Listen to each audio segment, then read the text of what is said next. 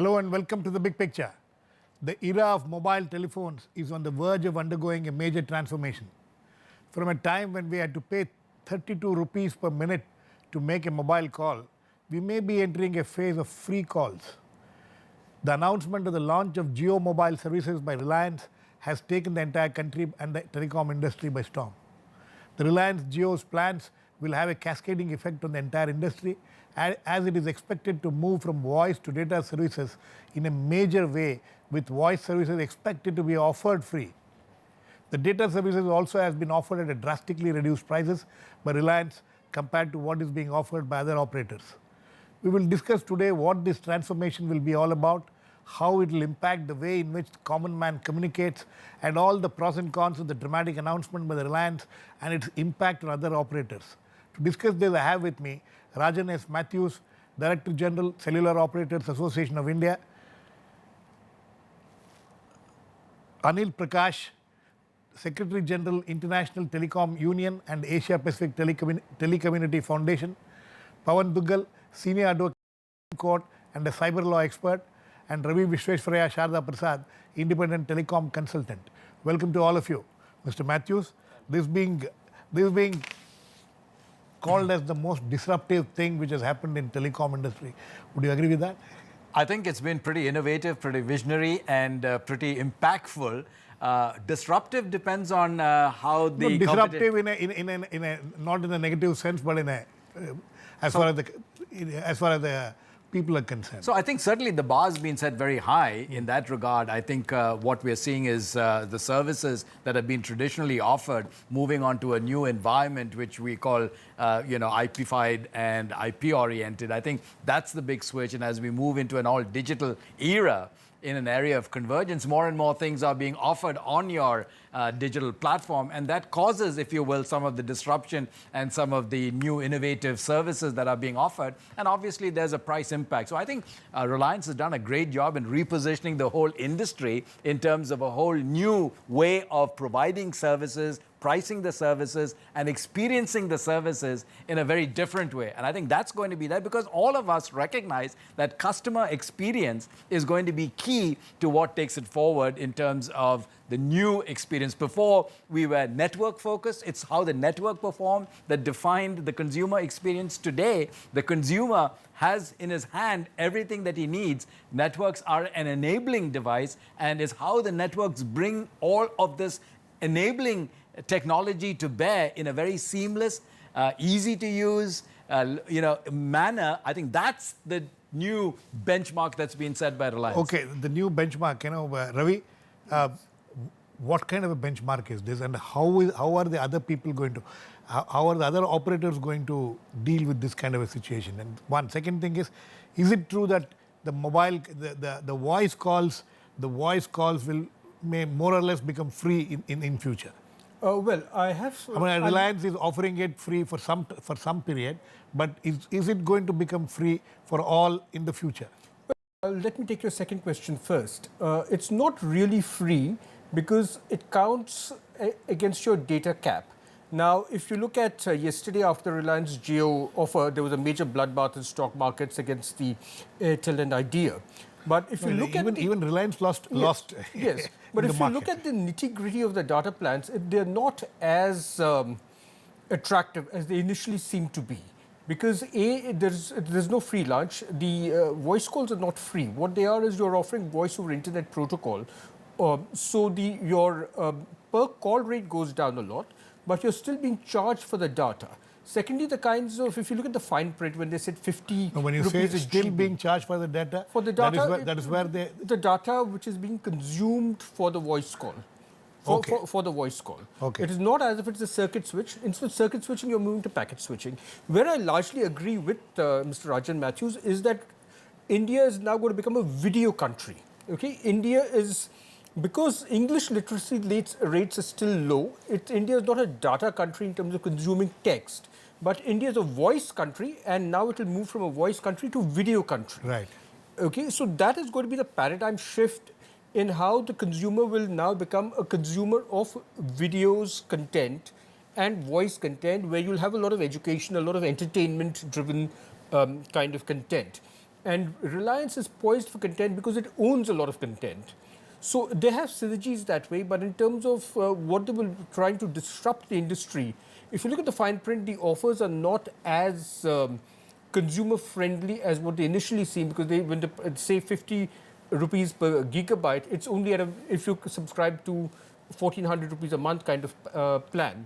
So that's why the nitty gritty is that the other operators do The have small print has to be seen. it has to be seen. And really, Reliance is going to burn money for a long time because it will need 80 million subscribers in order to break even in 3 years. And 80 million subscribers spending the same kind of money, about 180 rupees a month, as what the traditional operators As Mr. average revenue per unit is. As Mr. Mathews was rightly pointing out, the consumer experience is what is going to Yes, it's going to change. matter. You're going to change from a voice country to a video-driven country. How good the consumer experience is going to be is also going to be a major thing in how successful which operator will be.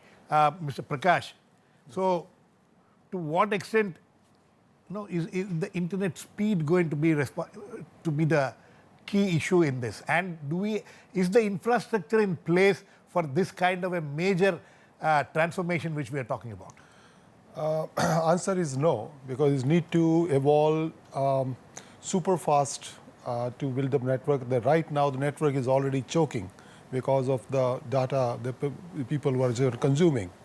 So it has to be transformed at a rocket stage, rocket speed, which eventually I assume is not going to happen. It is definitely a big lot of burden, lot of congestion on the network, existing network, and it gets stabilized on a later date when the networks will become more robust. There will be much more backhaul available. Right now, backhaul is also the answer.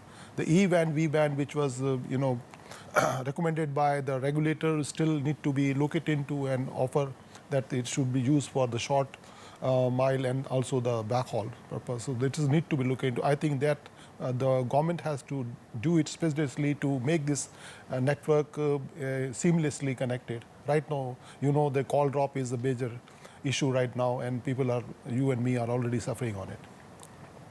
Okay, Pavan, is this going to lead to some kind of a monopoly situation?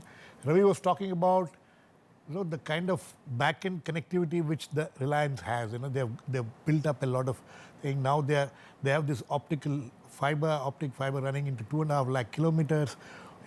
So what kind of a situation do you envisage? Well, as far as competition is concerned, clearly this is going to be a game-changing kind of an effect in the interregnum period.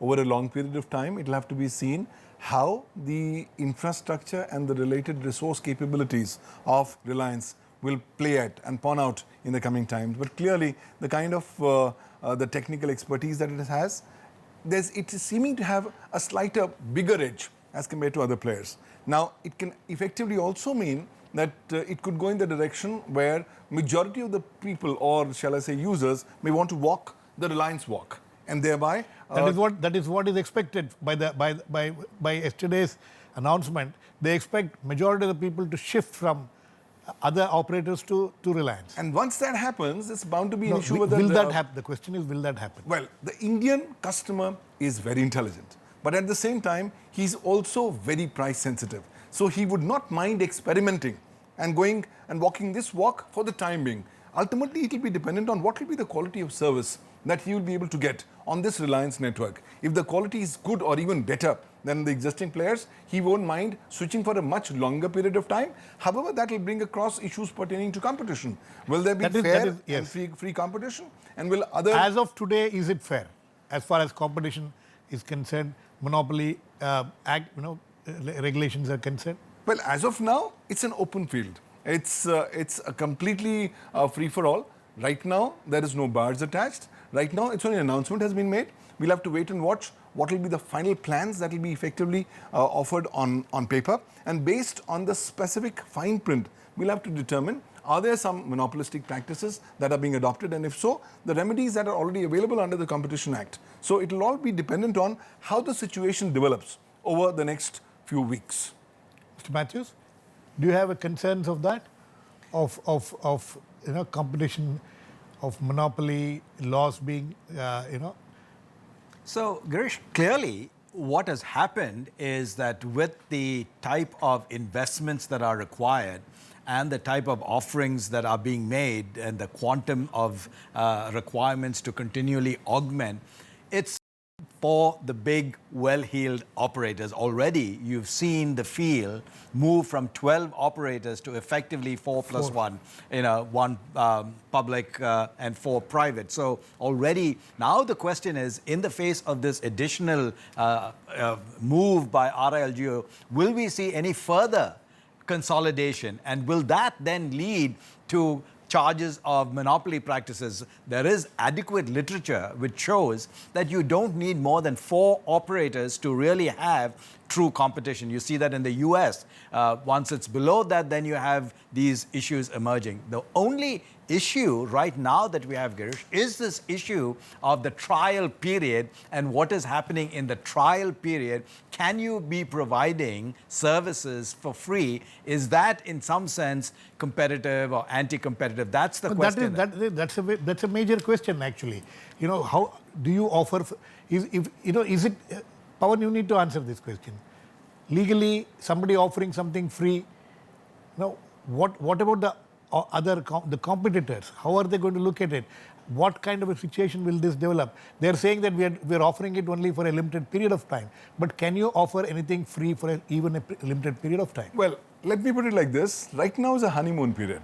So in the honeymoon period, there are bound to be some bounties and the goodies that are why being do you offered. say it's honeymoon period? Primarily In what way because is it honeymoon period? in the sense that they haven't still launched. They were just doing a soft beta launch. Okay, they're saying that from Monday they're launching. Once they're saying that they're launching on Monday, they have not said that we are going to give you calls free for infinity. They are saying for a particular period of time. And I think any service provider is well within his powers to go ahead and provide for discounting pricing, including free pricing for a particular period of time. That might be disruptive. That might land up getting more and more customers in your belly. But if the other party or the other service providers can actually demonstrate that in this so-called garb of giving free pricing, it's predatory pricing. It's not even predatory pricing. It's virtually trying to finish off competition. Yes. There will be substantial issues of competition that will have to be adjudicated. But that can only be adjudicated if there is going to be a complaint. Somebody is going to be legally aggrieved by it, and then an appropriate legal remedy will have to be adopted. But under the garb of just the Competition Act, you can't even, shall I say, stop somebody from offering some kind of attractive pricing, maybe free pricing for a short period of time. But in case if under the garb of free pricing, you're effectively wanting the entire chunk of consumers to come in by misrepresentation or otherwise, then there will be serious issues. Mr. Mathews? So I think this is, Girish, one of the points that we've asked the regulator and the DOT to clarify. This whole notion under the license, what constitutes a quote-unquote trial, right? Can you have a trial that stretches for 6 months and includes several million consumers and with a freebie thrown in for just about everything, when there are charges to be paid for interconnect, when there are government revenue issues to be handled?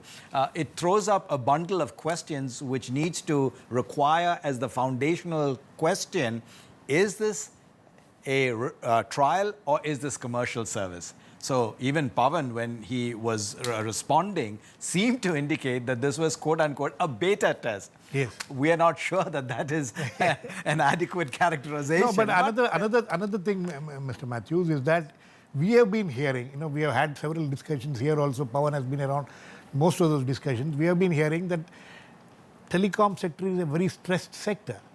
And now with this kind of pricing, how will the telecom sector survive? So clearly, Girish, you saw that in the impact on the stock prices. I think the street and the investors were saying, clearly, even RIL's stock price took a hit. Yeah, exactly. Right, so 3%, 4%, somewhere in there. And so I think what the investor community is saying is that, listen, we think that with this type of pricing, the payback periods are going to be elongated. The return on your investment is going to be subdued. So therefore, be very cautious in terms of how you go down this route so that you don't go into a debt spiral, much as the airline industry did and some of the other industries which, in the garb of the and everything else, really kill themselves. And I think that's the real danger.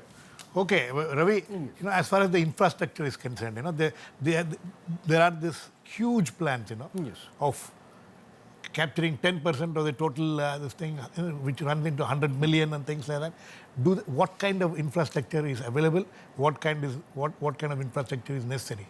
Well, in terms of, if you look at the As far as last spectrum is concerned, spectrum, well, they do have the spectrum. Reliance Jio has the 4G spectrum because of the takeover of Infotel. In terms of looking at some of the existing infrastructure, the last mile infrastructure is not there. They do have the backbone infrastructure in terms of the broadband fiber. the optical fiber. The optical fiber, but again at the base station level, they don't have the microwave infrastructure between base stations. So I do anticipate that in the short run, there will be very severe call drops, and during that trial period, you will have, I think, very severe quality problems. Because there's and going to be a huge call demand drops. there. See, huge numbers of call drops. Then secondly, voice over internet telephony will never give you the voice quality that old 2G GSM gives you. Old 2G GSM gives you excellent voice quality, and your call drops even now are a problem in major cities. With the entry of Reliance Infotel, Reliance Jio, I see call drops coming to 60, 70%. This is severe network congestion. You're talking about across all networks. Well, mainly in the Jio network, I don't think they'll have a call success rate of more than 2 or 3 out of 10. And I see the impact on other operators because of the points of interconnection. See, what it is in the trial situation, you have a small number of Reliance Jio subscribers will be calling other networks. You won't have people of other networks calling Reliance Jio. Why It's a highly asymmetric situation. It's a new subscriber makes outgoing calls. Other people don't have the number, so they don't make incoming calls. Okay, so it's going to be a Reliance Jio subscriber during this trial period till December will be making a lot of outgoing calls. Because it's free. Yeah, because it's free, and also that's the nature of a startup. A new subscriber makes something like 90% more outgoing calls than he receives. So you face severe call drop problems of a Reliance subscriber connecting to Airtel or Vodafone or Idea. And I think there will be a lot of customer dissatisfaction in this during this trial period. Okay, Mr. Anil Prakash, are we going into an era where, like I was seeing that majority of most of the revenues so far, whether it's Airtel or Vodafone or Idea, majority 70 to 80% of their revenues come from voice. Is it going to shift to data in the coming months and years after what has happened with the Jio? No, the trend is already started. The people that, the shift is gradual and it is going on as the network get more robust, and so then the existing operators do have a plan for a data, and they already start giving. And the user data uses, especially in that rural areas, also have increased tremendously because number of people are using WhatsApp nowadays.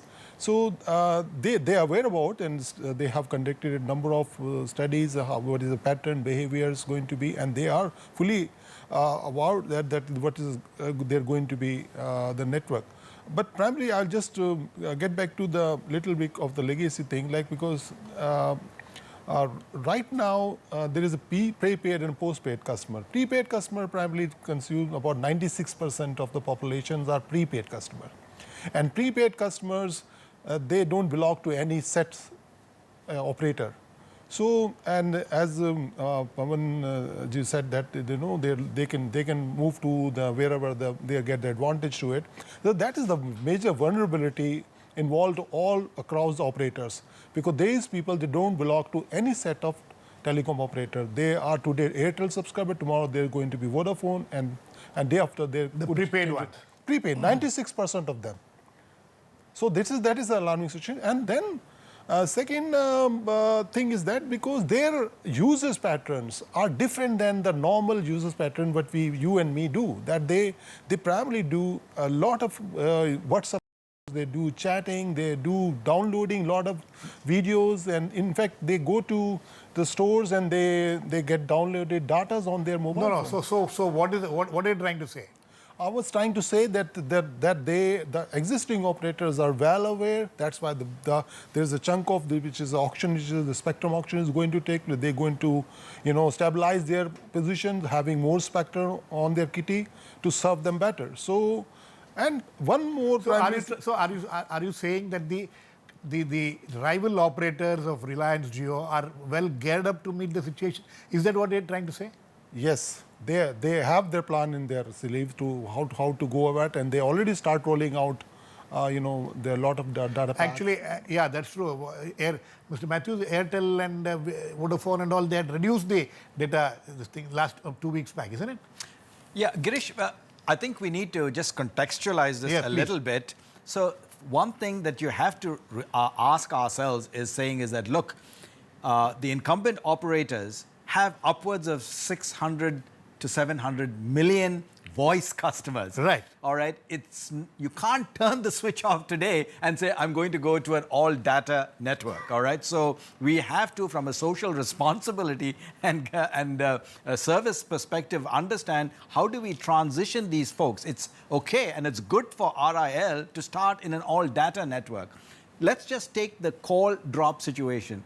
Incumbent operators were accused of going too hastily to a data 3G, 4G network and not providing adequate capacity for the voice customers, leading to quote-unquote poor quality. So, as a customer, every day I face this problem. Yeah, so yesterday there were at least 10 call drops for, which I myself faced. So today, or incumbent operators are faced with a new challenge or a new charge saying, hey, why aren't you moving faster to 3G and 4G networks? So this is the conundrum that is faced by the incumbent operators. And I think this is where adequate and proper regulation takes its role. One more clarification I need. They're offering handsets. Now, is it like the earlier one, like we used to have with the Tatas, that you should have their own handsets? Other handsets will not work for them? So RIL Jio's chipset or its SIM cards and services will now work on just about most mobile handsets. Yeah, most smartphones. Not the feature phones. It won't work on a feature phone. So one of the challenges has been the price point. So that's why they're offering the $299 price point to make it affordable for those who are moving into the category and want to switch out on the handset, because that's a barrier to entry. But a normal smartphone can also be used. No, it has to be a VoLTE-enabled smartphone. Not all smartphones. A VoLTE-enabled smartphone. Voice over LTE. It has to be voice over LTE phone, and not all smartphones are voice over LTE enabled. So people will have to buy new phones if they have this Jio connection. To some extent. See, what happens is, like most of the Samsung and LG, the high-end phones are already voice over LTE enabled. But really, you have to look at what is the VoLTE market in India. It's about 65 million handsets in India are VoLTE enabled. So that is this customer base that Reliance can address, or people who buy their handsets. People will have to buy their handsets to get a Reliance SIM. Now, again, to talk about call drops, I see the call drop situation being extremely severe because Reliance has only a 4G network. They don't have a 3G network and a 2G network to fall back on. Operators, the other operators who are offering 4G have 3G and 2G networks to fall back on. These 3G and 2G networks will continue to operate? Oh, yes, absolutely. So, clearly the path forward, Girish, is that 2G will slowly start falling away. And 3G and 4G will be parallel because they are highly compatible with one another, and this is globally the case. Ultimately, yes, as 5G comes on, 3G kind of moves away, and it's 4G, 5G. There's Pavan, yes. I had a couple of points in my mind coming across. I'll ask you a question. Sure. You can add those 2 points also. About net neutrality. What happens to the issue of net neutrality? There are some concerns being expressed already. Correct. So therefore, this brings once again to the center stage the entire issue of net neutrality. But before we can actually go forward, the important thing is we have to wait and watch as to what is going to be government's approach on net neutrality. As of today evening, the government has still not come up with the stated national policy on net neutrality, though TRAI is now working on it, has already got a consultation paper, various consultations are taking place. But more significantly, I think we'll have to wait and watch. But whatever those norms on net neutrality that come across, they will only be prospective in nature, and we'll have to wait the final adjudication of the same. But I think when I look at the broad... No, I'm talking this kind of new, moving towards data and the kind of infrastructure which Reliance Jio is going to have. People are expressing concern about them, there going to be some problems of net neutrality in the way Reliance is going to operate. Obviously, when you have a big network, you have got a huge incumbent advantage, and any service provider is going to utilize that for that particular benefit. But the issue is, you are only going to map up or measure up or judge a particular behavior based on norms that will exist. Now, if the norms of the government on net neutrality haven't still been crystallized, we'll have to wait and watch. Okay. But broadly speaking, when Reliance is now talking about data giri, I think 2-3 important parameters come to the forefront. Number is the bigger issue of, as more and more people go onto the data bandwagon, there are going to be issues of cyber security, which currently have not yet engaged the attention of a majority of stakeholders. As more and more Indians get onto the data bandwagon, there will be issues on how secure the network is going to be. How can the personal data of individual Indians be secure on such completely data-driven networks? That's one. The bigger issue would also be the issue of quality of service, and whether the quality of service norms, as have been now prepared, will equally be applicable in the context of this new player with a new technology, with the 4G per se. And how are you going to create the parity in terms of quality of service with other service providers and this service provider? In addition, there are going to be other issues pertaining primarily to how far is this network going to be compliant with the Indian Information Technology Law and the related parameters connected therewith. Yes, Ravi, quickly. Yeah, well, to follow up on what he said, first of all, on a totally broadband network, an entirely IP network, you cannot have any quality of service mandated on stochastic broadband networks. Secondly, you cannot have net neutrality. The whole idea of net neutrality, the concept of net neutrality, you have never accepted the concept of net has neutrality. to be junked. So anyway, that has to be totally junked. That's not the because point. On a Rajan. stochastic broadband network, you cannot have net neutrality. So, Girish, this whole issue of network neutrality has become equivalent to motherhood and apple pie, as they say. Nobody in his right mind today is opposing net neutrality defined in its very basic terms. The only question is, how do we take this net neutrality concept, which is no throttling, no prioritization, all of these matters, and say, how do we contextualize it in the process of having to connect 1.2 billion folks, right? Okay. I think on that note, this is an issue which will require much more discussion, but hopefully we have started it today, and there will be more discussions in the coming months. But one thing which is getting quite evident from what my panelists say, that if we are going to be shifting towards a data kind of situation in this country, which means that more and more people will not be looking up, they'll all be looking at their phones as they will be watching the videos, so which is not a very good kind of a situation. Thanks to all my guests. Please keep watching. We'll come back with Andhrush, the big picture, same time on Monday. Meanwhile, have a great weekend.